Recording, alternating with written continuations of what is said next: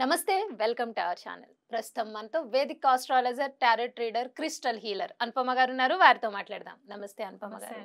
అసలు మన పుట్టుక అంటేనే పూర్వజన్మ ఫలితాలు మళ్ళీ ఈ జన్మలో మనం వాటిని సాల్వ్ చేసుకోవడానికి పుడతాము అంటారు కదా. అసలు మన ఆత్మ యొక్క పర్పస్ అంటే ఆత్మ యొక్క ఉద్దేశం అంటే ఎందుకు పుట్టాము మనము అని తెలుసుకోవాలంటే ఆత్మ యొక్క ఉద్దేశం ఏంటి, అలాగే మన ఆత్మకారక గ్రహాలు అనేవి కొన్ని ఉంటాయి కదా అండి. అసలు ఆత్మకారక గ్రహాలు ఎలా తెలుసుకోవాలి? సపోజ్ ఇప్పుడు నా ఆత్మ ఏదో అచీవ్ చేయడానికి పుట్టింది అనుకోండి, నేను అటు వెళ్ళకపోతే నా లైఫ్ లో మనశ్శాంతి ఉండదు, కానీ ఎలా వెళ్ళాలో గైడెన్స్ ఉండదు. ఇది ఎవరికి చెప్పుకోవాలో దాన్ని కరెక్ట్ గా పట్టుకునే పర్సన్ కూడా దొరకరు.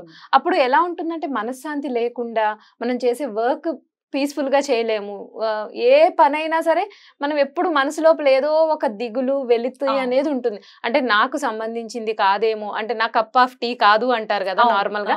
సో ఆ ఫీలింగ్ చాలా ఎక్కువ ఉంటుంది, ఇది నాది కాదు నాది కాదు అని. కానీ పరిస్థితుల ప్రభావం వల్ల అది చెయ్యాల్సి రావచ్చు. కానీ అసలు మన ఆత్మ యొక్క పర్పస్ ఏంటి, నేను ఎందుకు పుట్టాను, నా ఆత్మ ఎందుకు ఏదో మొత్తానికి ఏదో నేర్చుకోవడానికో లేకపోతే నేర్పించడానికో ఏదో దేనికో దానికే కదా అండి మళ్ళీ మనం జన్మెత్తుతాం. సో అనుకున్నప్పుడు ఇది మనం ఆస్ట్రాలజీ ప్రకారంగా అంటే ఏ పర్పస్ లో చూపించుకుంటే కనుక మనకు తెలుస్తుంది, ఎలా దీన్ని పెడితే కనుక తెలుస్తుంది. అలాగే దాని లక్ష్యం సాధించుకోవడానికి ఏం చేయాలి అంటే ఏం చెప్తారండి? జనరల్ గా మనకి జ్యోతిష శాస్త్రంలో డిఫరెంట్ బ్రాంచెస్ ఉంటాయి. ఈ స్పెసిఫిక్ గా ఆత్మకారక అని ఇప్పుడు మీరు ఏదైతే అడిగారో ఈ ఆత్మకారక గురించి మనకి జైమిని పద్ధతిలో జైమిని సూత్రాస్ లో ఉంటుంది అన్నమాట. సో ఈ ఆత్మకారక అనేది ప్రతి ఒక్కళ్ళ జన్మ జాతకంలో ఉంటుంది. కాకపోతే ఏంటంటే ఇది ఐడెంటిఫై చేయడానికి ఇప్పుడు మనం పుట్టే సమయానికి 9 గ్రహాలు 9 డిఫరెంట్ డిగ్రీస్ లో ఉంటారు. అది చాలా మట్టుకు కొంతమంది నెగ్లెక్ట్ చేస్తారు, కన్సిడర్ చేయరు. కానీ ఆత్మకారక దగ్గరకు వచ్చేసరికి ఏంటంటే హైయెస్ట్ డిగ్రీస్ అంటే 29.55 అలాంటిది హైయెస్ట్ డిగ్రీస్ కిందకి వస్తుంది అనమాట. అది ఇంక ఎక్స్ట్రీమ్ అనమాట. తర్వాత ఆ పర్టికులర్ గ్రహ వేరే రాశిలోకి ఎంటర్ అయ్యే స్టేజ్ లో ఉందన్నమాట. సో ఒక జీవి పుట్టినప్పుడు 29 అని నేను స్పెసిఫిక్ గా చెప్పాను. కొంతమందికి 17 డిగ్రీలు కూడా ఉండొచ్చు. అండ్ మిగతా గ్రహాలన్నీ కూడా 15, 16, 10, 2, 1 ఇలా ఉండే ఛాన్సెస్ ఉంటాయి అనమాట. సో ద హైయెస్ట్ డిగ్రీ ఏదైతే ఉంటుందో అది మనకి ఆత్మకారక గ్రహ కిందికి కన్సిడరేషన్ లోకి వస్తుంది.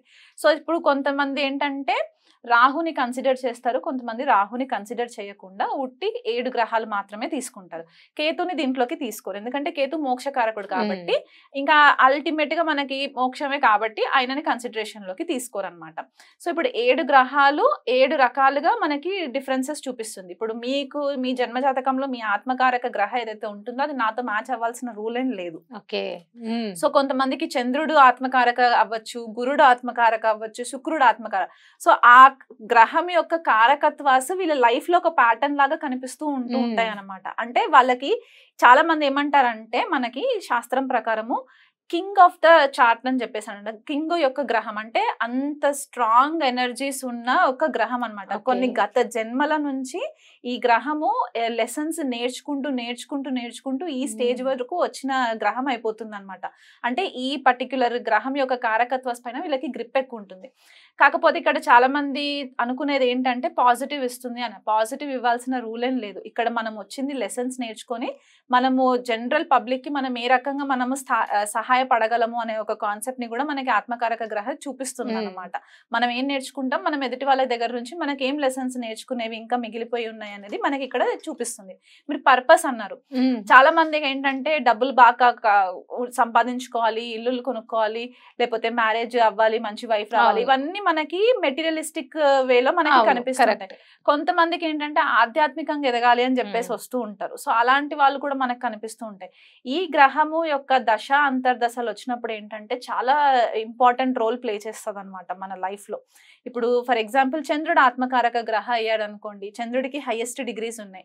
వీళ్ళు ఏంటంటే తొందరగా ఎదుటి వాళ్ళని నమ్మేస్తూ ఉంటారు అనమాట. వీళ్ళకి వ్యత్యాసం ఉండదు, అంటే వీళ్ళని నమ్మచ్చా నమ్మకూడదా అనే ఒక ఇది లేకుండా వీళ్ళకి ఆల్రెడీ స్వతహాగా ఒక మాతృత్వం ఉంటుంది అనమాట. ఆ మాతృత్వాన్ని వీళ్ళు ఎలా కన్వే చేయాలో తెలియక, చంద్రుడు మనకారకుడు కాబట్టి వీళ్ళకి ఈ లైఫ్ లో జరిగే లెసన్స్ ఏంటంటే చాలా ఎదురు దెబ్బలు, ఇమోషనల్ గా దెబ్బతింటూ ఉంటారు అనమాట. ఇమోషనల్ ట్రామాస్ ఎక్కువ ఉంటూ ఉంటాయి. చిన్న వయసులోనే మదర్ ఒక రోల్ ఎక్కువ అయిపోతూ ఉంటుంది అనమాట. అంటే మళ్ళీ చంద్రుడు జన్మజాతకంలో బెటర్ ప్లేస్ లో ఉంటే గనక మదర్ సపోర్ట్ ఎక్కువ ఉంటుంది. అదే చంద్రుడు ఆత్మకారకుడై నీచలో ఉంటే వీళ్ళు గత జన్మలో ఎదుటి వాళ్ళని ఇబ్బందులు పెట్టడం, వాళ్ళ ఎమోషన్స్ ని అర్థం చేసుకోవాలి. సో ఈ లైఫ్ లో ఏంటంటే వాళ్ళకి ఈ లెసన్స్ అన్ని నేర్చుకున్న తర్వాత వాళ్ళకు ఒక ఐడెంటిఫికేషన్ వచ్చేస్తుంది అనమాట. నేను ఇలా ఐడెంటిఫై చేసుకున్న తర్వాతే నేను ముందుకు అడుగు వేయాలి, నా ఎమోషన్స్ ని నా పరిధిలో పెట్టుకోవాలి అనేది ఒక లెసన్ ఇక్కడ అయిపోతుంది. అదే రవి ఆత్మకారకుడు అయ్యారు అనుకోండి, రవి మనకి ఈగోని కూడా చూపిస్తుంది, లీడర్షిప్ క్వాలిటీస్ ని చూపిస్తుంది. సో వీళ్ళకి ఎట్లాంటి లెసన్స్ వస్తాయంటే అహం దెబ్బతీసే పరిస్థితులు వస్తూ ఉంటాయి. ఆఫీస్లో మేనేజర్స్ సరిగ్గా సపోర్ట్ చేస్తూ ఉండరు, తండ్రితోటి కూడా సరిగ్గా సఖ్యత ఉండకపోవచ్చు. ఒకవేళ రవి పాడైపోయి చార్ట్లో గనక పాపగ్రహాలతో ఉన్న, అఫ్లిక్షన్స్ లో ఉన్న, తండ్రి దగ్గర నుంచి సరిగ్గా సపోర్ట్ ఉండదు.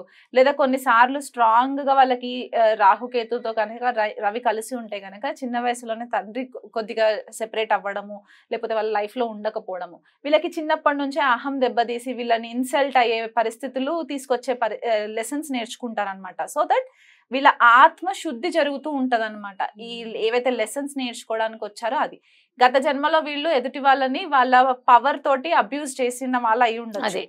న్యాయకత్వ లక్షణాలు ఉండడం వల్ల వాళ్ళని ఎదుటి వాళ్ళని వాళ్ళ మనోభావాలు దెబ్బతినేలాగా కూడా ప్రవర్తించుండొచ్చు అహంకార పూరితంగా. సో ఇలా రవి ఆత్మకారకుడు అయితే. అదే శుక్రుడు ఆత్మకారకుడు అయ్యారు అనుకోండి, వీళ్ళకి మాక్సిమం గా వీళ్ళకి ఎక్కడ ప్రాబ్లమ్స్ వస్తాయంటే లిక్విడ్ క్యాష్ దగ్గర ప్రాబ్లమ్స్ రావడము, లేకపోతే లేడీస్ తోటి కొద్దిగా ఇబ్బందులు రావడం. అంటే మళ్ళీ ఈ ఆత్మకారక గ్రహ వక్రి అయి ఉన్న, అస్తంగత్వం పొందున్న, షష్ట అష్ట వ్యయాలలో ఉన్న, రాహుకేతుతో కలిసి ఉన్న, అంశలో కూడా కొద్దిగా నీచలో ఉన్న, మనకి నేటల్ చార్ట్ లో కూడా నీచలో ఉన్న, ఇలాంటి కాంబినేషన్స్ ఉన్నప్పుడు నెగిటివ్ ఎఫెక్ట్స్ చూపిస్తుంది. అలా కాంబినేషన్స్ లేకుంటుంటే కనుక పాజిటివ్ వాళ్ళని ఒక సోల్ పర్పస్ వైపు ప్రయాణం చేసేలాగా కూడా హెల్ప్ చేస్తూ ఉంటుంది అనమాట. సో శుక్రుడికి వచ్చేసరికి ఏంటంటే భార్య భర్తల మధ్యలో కొద్దిగా విభేదాలు రావడము, లేకపోతే సరిగా సఖ్యత ఉండకపోవడము, దీనివల్ల ప్రాబ్లమ్స్ రావడం. అదే శని ఆత్మకారక అయ్యారనుకోండి, వీళ్ళు ఎంతో హార్డ్ వర్క్ చేస్తూ ఉంటారు కానీ వీళ్ళకి రికగ్నిషన్ ఉండదు.